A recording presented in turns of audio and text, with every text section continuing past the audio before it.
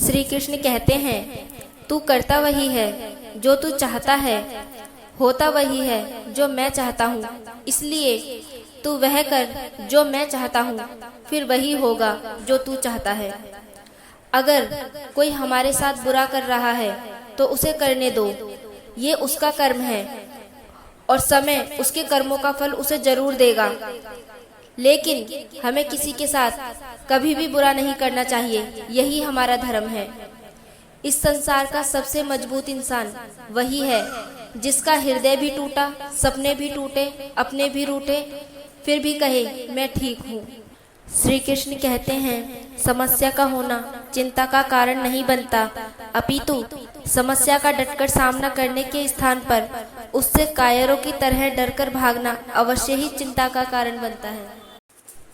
श्री कृष्ण कहते हैं, अहंकार में डूबे इंसान को ना तो खुद की गलतियां दिखाई देती हैं और ना ही दूसरों की अच्छी बातें। श्री कृष्ण कहते हैं, किसी के लिए समर्पण करना मुश्किल नहीं है, मुश्किल है उस व्यक्ति को ढूंढना जो आपके समर्पण की कदर कर सके।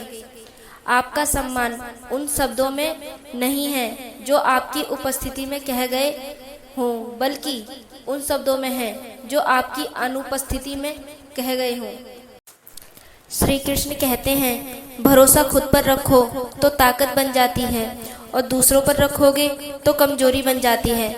आप कब सही थे इसे कोई याद नहीं रखता, आप कब गलत थे यह सब याद रखते हैं।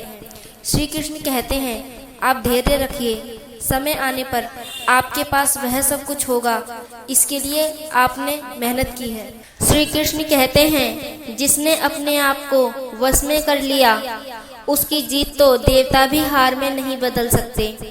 श्री कृष्ण कहते हैं कि जिस व्यक्ति को आपकी कदर नहीं, उसके साथ खड़े रहने से अच्छा है आप अकेले रहो। श्री कृष्ण कहते हैं, परिवार के साथ धैर्य प्यार कहलाता है, औरों के साथ धैर्य सम्मान कहलाता है, स्वयं के साथ धैर्य आत्मविश्वास कहलाता है और भगवान के साथ धैर्य आस्था कहलाती है। श्री कृष्ण कहते हैं, चुप रहने से बड़ा कोई जवाब नहीं और माफ कर देने से बड़ी कोई सजा नहीं। श्री कृष्ण कहते हैं, परेशानी आए तो ईमानदार रहें, धन आए तो सरल रहें, अधिकार मिलने पर विनम्र रहें और क्रोध आने पर शांत रहें, यही जीवन का प्रबंध कहलाता है।